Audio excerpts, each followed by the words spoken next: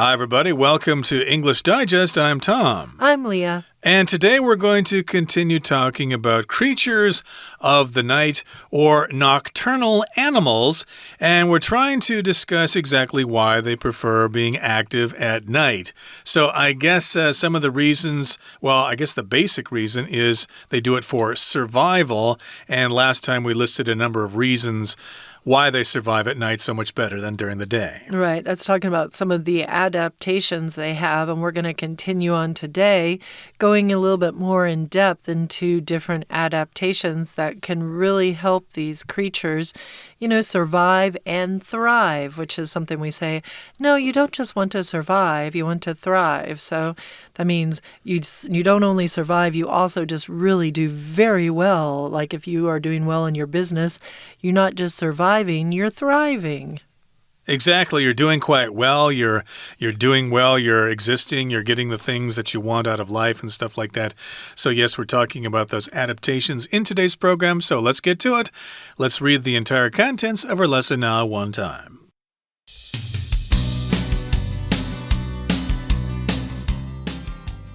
The adaptations used by nocturnal animals to survive and thrive at night are many and varied. Let's look at 3 different animals to learn about some of their special features. For one example, owls are famous for their oversized eyes.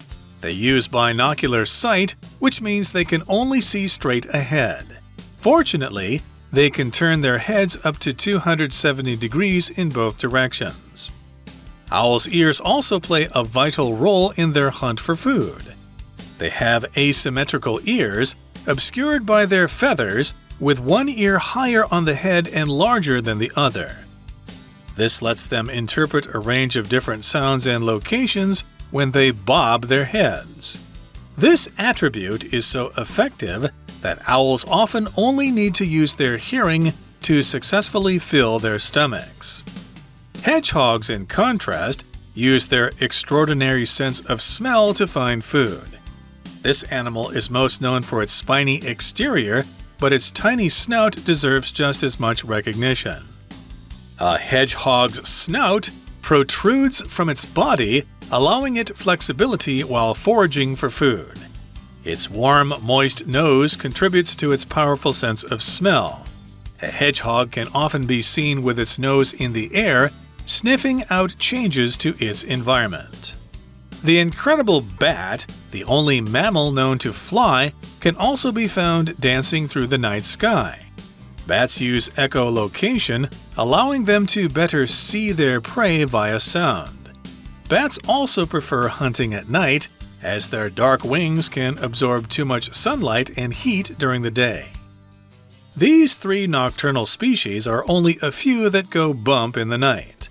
There are plenty more fascinating nighttime animals out there. How many can you name?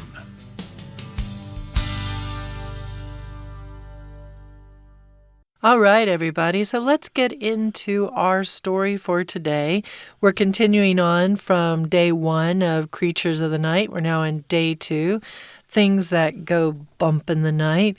These adaptations used by nocturnal animals to survive and thrive at night are many and varied. So we talked about survive and thrive before. You can just survive, where you just kind of get along and you're able to live and, you don't die, you make it through your days. Or you can survive and thrive. Thrive means to do very well in a situation, to really take advantage of the situation and just do and just be really incredible in it. So you can thrive in your job as a school teacher, and that means that your students love you, you're learning a lot, you're developing as a teacher, you're maybe moving up and taking over other additional jobs where you have a higher position because you're thriving at your job.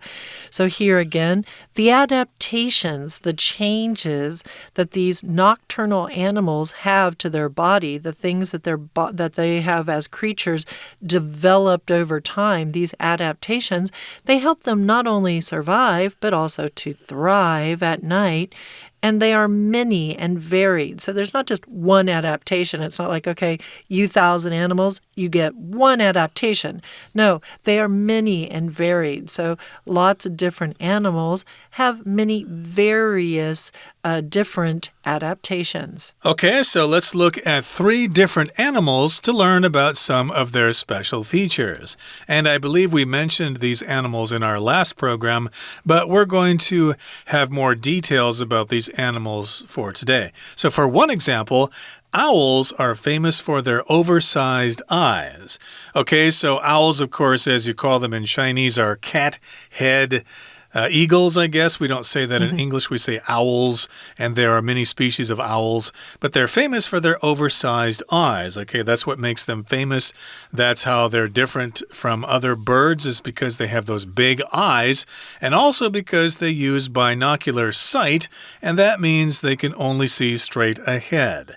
So if you look at most birds, their eyes are on the sides of their heads, but owls have eyes on the front of their heads like humans do, so therefore they have binocular sight. And I believe that probably gives them depth perception. Okay, and they can only see straight ahead, but luckily for these guys, fortunately, they can turn their heads up to 270 degrees in both directions. Owls' ears also play a vital role in their hunt for food. Indeed, so they are important in their hunt for food.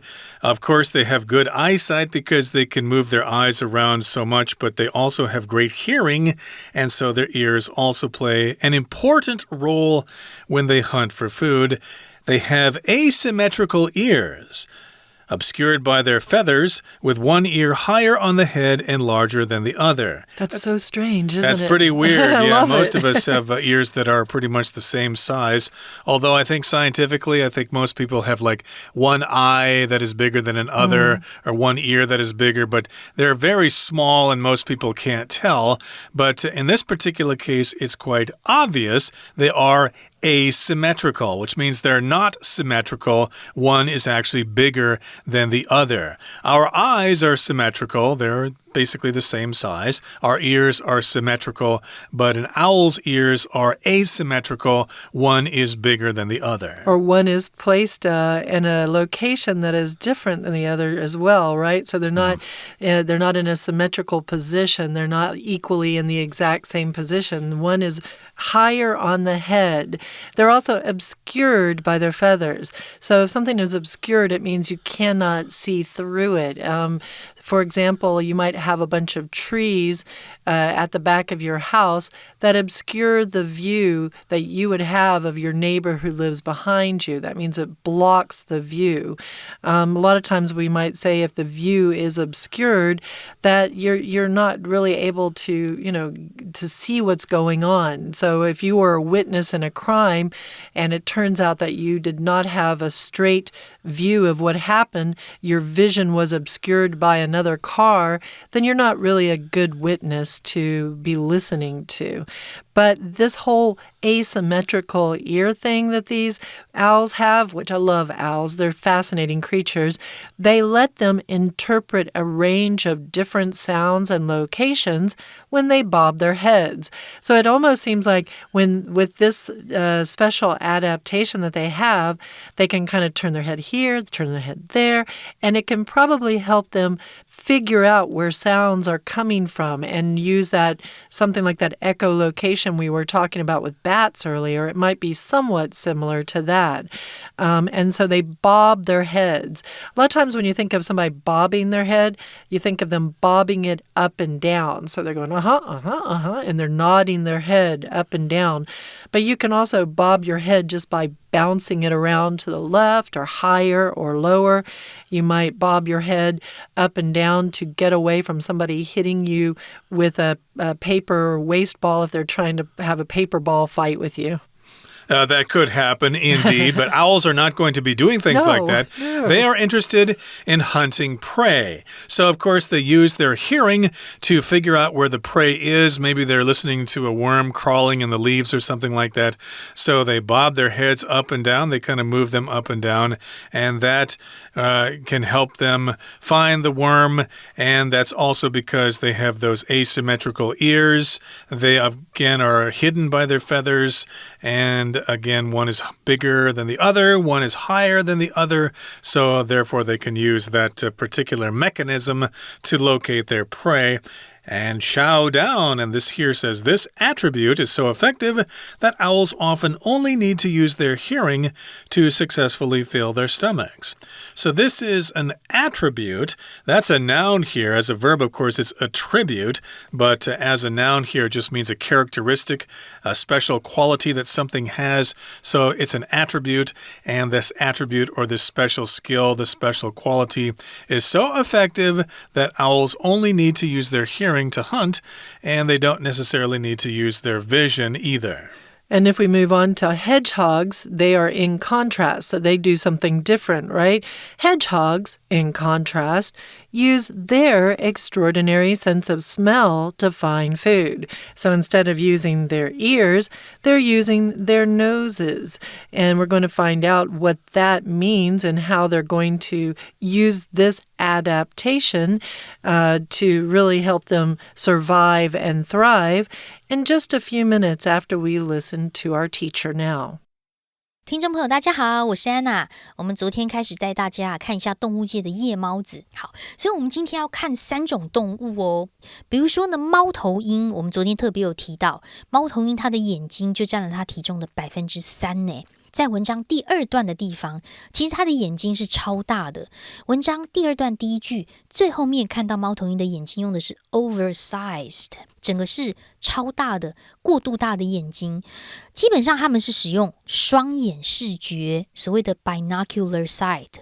接下来看到第2句话，逗点之前的 binocular sight 可以画起来哦，因为它是一个补充说明，带着一个补充说明的关系子句。逗点之后的 which 指的是这个所谓的双眼视觉，它的意思就是说呢，他们只能够直视前方。可是这样很奇怪，对不对？那这样都看不清楚。不过好加在，他们的头呢可以左右转，转大概差不多270度。除此之外呢，猫头鹰的耳朵扮演非常重要的角色。怎么说呢？因为它们的耳朵是不对称的，而且是被羽毛覆盖。有一只耳朵在头上，比另外一个耳朵呢还要更高、更大。我们看一下同样这一段第5句的地方。第5句特别注意哦，先来一个关系子句的简化，先行词是前面不对称的耳朵 asymmetrical ears。 这个不对称的耳朵逗点之后本来应该有 which or that 跟 be 动词的 are。 好，那么我们把关代跟 be 动词省略掉之后，形成一个关系子句的简化。逗点之后呢，又有一个附带的状况with 后面表附带状况，那耳朵也是2只嘛，所以我们先出现了 one ear higher on the head and larger than the other。 最后面的 the other 是唯一剩下的一个，因为就只有2只耳朵，其实1只耳朵就叫做 one， 而剩下的唯一一个就会出现定冠词 the other， 所以这句话特别注意一下。好，那么有这样的特色之后呢，就可以让他们在快速摆动头部的时候，就可以阐释不同的声音跟它的位置，而且这项特质非常有效哦。通常猫头鹰只要利用听觉就可以找到它们的猎物。那么相比之下呢，所谓的刺猬，我们看到第3段的第1句 hedgehogs， 他们相比之下 in contrast 就不是靠眼睛了，而是靠嗅觉 their sense of smell 来寻找食物。 We're going to take a short break now, but please stay tuned. We'll be right back.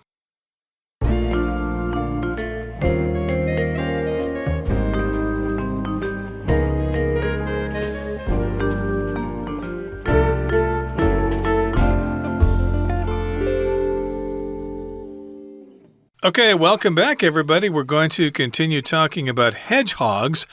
We did bring you the example of the owl and their adaptations in order to thrive and hunt at night. So now we're going to give you the example of the hedgehog. They, in contrast, use their extraordinary sense of smell to find food. So the owls have great vision, but they also have great hearing. Hedgehogs, in contrast, different from the owls, use their sense of smell to find food. I guess that doesn't mean that owls don't have a good sense of smell, but they stress their sense of vision and their sense of hearing to find their prey, whereas hedgehogs use their sense of smell to find food.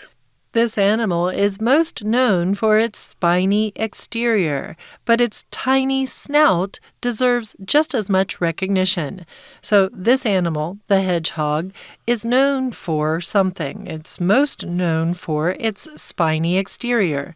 Now, this is not a porcupine, but they do have little spines, much like a porcupine, that are there to protect them from being attacked. You can also hold them in your hand with their spines out, but not get hurt by them if you know how to hold them the right way. They're normally pretty small creatures overall. A lot of times you'll find them in a yard. And these spiny exteriors, so spiny here means like the spines of a porcupine, right? The little pokey, long, sharp-tipped things that come off of a porcupine or a hedgehog, and they are on the exterior, which you kind of would hope for, because otherwise, if they are on the interior, they might do some damage to the hedgehog. The hedgehog wants to use the spines to do damage to its predator, so they want them on the exterior, which means the outside. You can talk about the exterior of a house, and then you're normally talking about, the area that is outside the house, the outside walls of the house.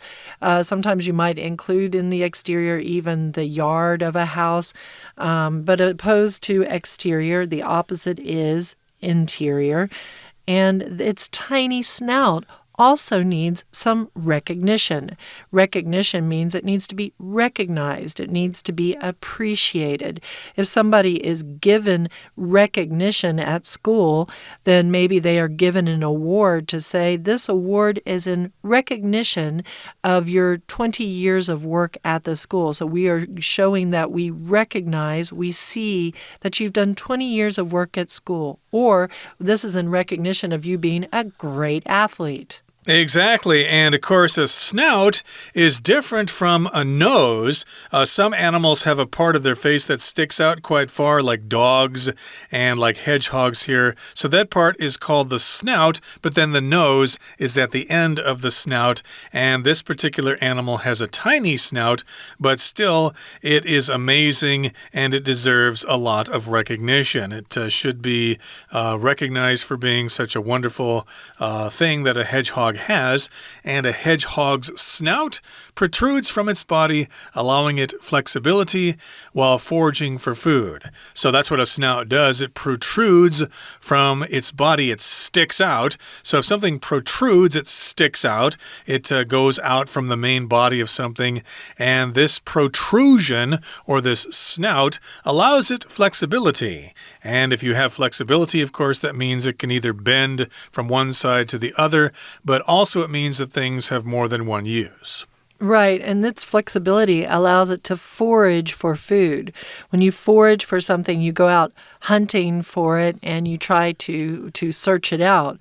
So if you're foraging for food, you can imagine his little snout going into the dirt or around under the leaves and sniffing around and looking for bugs that it might want to eat, and that's foraging for food. You can also forage for berries, right? So you go out in the woods on a hike and you're feeling a little bit hungry, but you're worried that you don't know what you can eat. Well, you can forage or kind of hunt for or search for berries that might be okay for you to eat. Its warm, moist nose contributes to its powerful sense of smell. A hedgehog can often be seen with its nose in the air, sniffing out changes to its environment. Well, when I thought about a hedgehog and its nose, and I heard that its nose is warm and moist, I thought, again, why so many animals have moist noses. So I kind of looked it up, and it turns out that the moist nose allows for the particles, the smell particles, to kind of attach to their nose and makes their nose much more effective at smelling. So that's maybe why dogs have such an incredible sense of smell, because they have that moist nose. They talk about dogs actually being able to sniff out some cancers, and or they've talked about dogs being able to be used in figuring out if someone has coronavirus.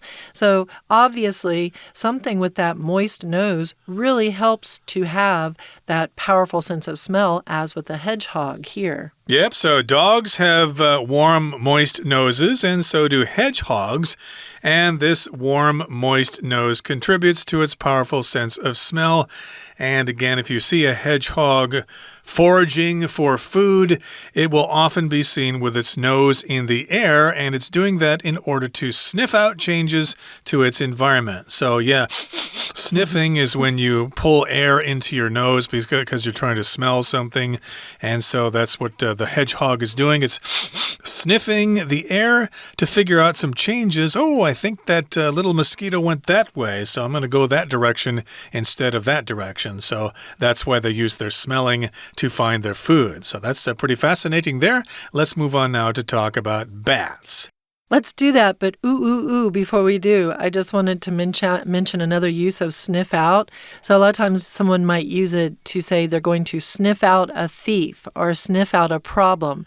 So if you're sniffing out a thief, you're really kind of going through the information and figuring out what it seems like is the truth of the situation. So who is the thief? The incredible bat, the only mammal known to fly, can also be found dancing through the night sky. So this bat, the bat creature, all the different varieties of bats that are out there, they are not average creatures.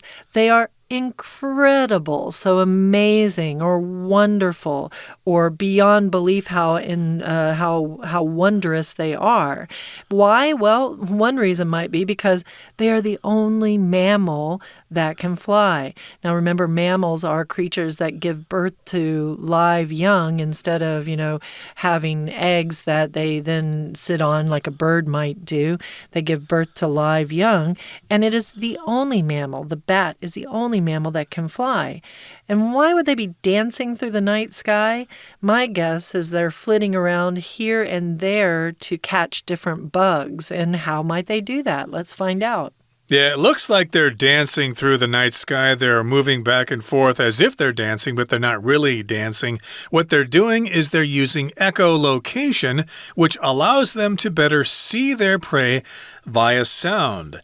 And I suppose that's why a lot of people think bats are blind, but they certainly are not. They can see very well, but they can actually locate their prey better at night when they use echolocation, and therefore they can see their prey. So here we've got see in quotation marks, which means, well, they're not really seeing their prey, but they're kind of seeing or they're sensing their prey using sound. They're using echolocation. That's what they're doing.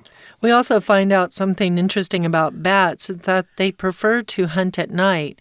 Why? Because their dark wings can absorb too much sunlight and heat during the day.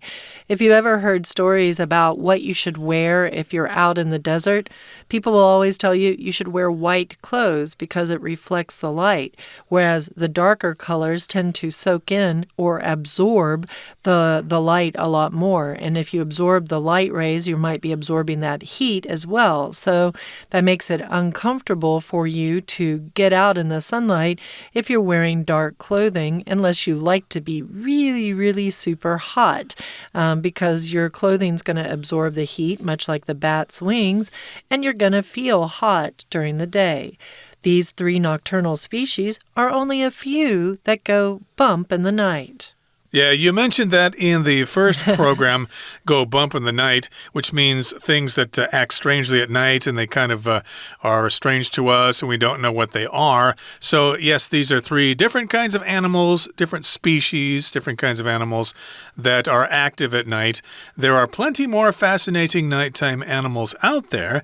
How many can you name? And gee, I can't really think of any right offhand here, but all I know is that it's time for us to say goodbye. That brings us to the end of our lesson. But hey, we need to hear from our Chinese teacher, who I believe is an actual night owl. 而且我们知道啊，刺猬原则上就是表面有很多刺，那么这种动物当然是大家都很熟知的。其实啊，它的鼻子应该要得到我们同样的认可、赞赏哦 ，recognition。怎么说啊？因为其实刺猬的鼻子它会从身体伸出来，那么就让它在觅食的时候呢，具有灵活性。不过我们还是要特别注意一下我们讲动物的鼻子就不会用 nose， 我们会用 snout，S-N-O-U-T 这个字 ，snout 它出现就在第三句这个地方。好，那么再来第三句还要特别注意什么事情呢？第三句中间逗点之后的 allowing， 它是个分词构句哦，因为句子的主词其实是刺猬的鼻子 a hedgehog snout， 第一个动词是 protrudes， 就是伸出来，第二个动词其实是 allow。好，那么伸出来之后就使得它在觅食的时候会有一个 flexibility， 会有一个灵活性，所以逗点之后如果把连接词删掉之后 allow 就会变成 allowing。 好，那么同样它的鼻子因为温暖啊湿润，所以基本上嗅觉是非常强烈的，我们经常可以看到刺猬会把鼻子伸到空中闻一闻。同样第三段的第四句我们要特别注意一下哦，特别注意的是比较中间后面的地方A hedgehog can often be seen， 被看见，正在做某事，这是感官动词的用法。我们把 be seen 划线，跟后面逗点之后的 sniffing out 把它做一个相连的动作，被看见，闻来闻去的。而逗点之前看到的是 with 附带的状况， with its nose in the air， 附带的状况是它的鼻子伸到空中去。好，所以在这里的 be seen doing something 被看到做某事，感官动词的用法。接下来我们就要看蝙蝠咯。蝙蝠我们大家都知道它是唯一会飞的哺乳类动物，那么也可以看到它们在夜空当中不停的飞舞。不过蝙蝠到底怎么样在夜间求生呢？是因为它们用的是回声定位，这出现在第四段第二句的地方。这个回声定位在逗点之前 echolocation 可以把它划线起来，逗点之后我们看到一个补充说明关系子句的简化，逗点之后的 allowing 本来是 which allows， 这个回声定位就可以使得它们透过声音更能看清楚猎物。好，所以呢蝙蝠当然也是在夜间狩猎，因为它们深色的翅膀啊在白天就吸收到很多的阳光还有热量。同样这一段的第三句当中逗点之后的 as 也表示原因，所以在这里就是 because 的意思。当然我们提到的这些夜行性动物只是唯一的几种而已，在夜间比较活跃我们熟知的还有更多，你可以 Google 看看。那么最后一段当中的第一句啊，我们也看到一个限定用法的关系子句，先行词是 only a few， 后面 that 到句尾可以左右括号，不过最后这里要特别注意，关带的 that 只能用 that 哦，因为先行词有一个强调字叫做 only。 好，希望你喜欢这2天我们关于动物界夜猫子的介绍。我是安娜，我们下次见。Okay, that brings us to the end of our lesson for today. Thanks so much for joining us. And hey, head out at night and see if you can find some of those nocturnal animals. They are quite fascinating. From all of us here at English Digest, I'm Tom. I'm Leah. Goodbye. Goodbye.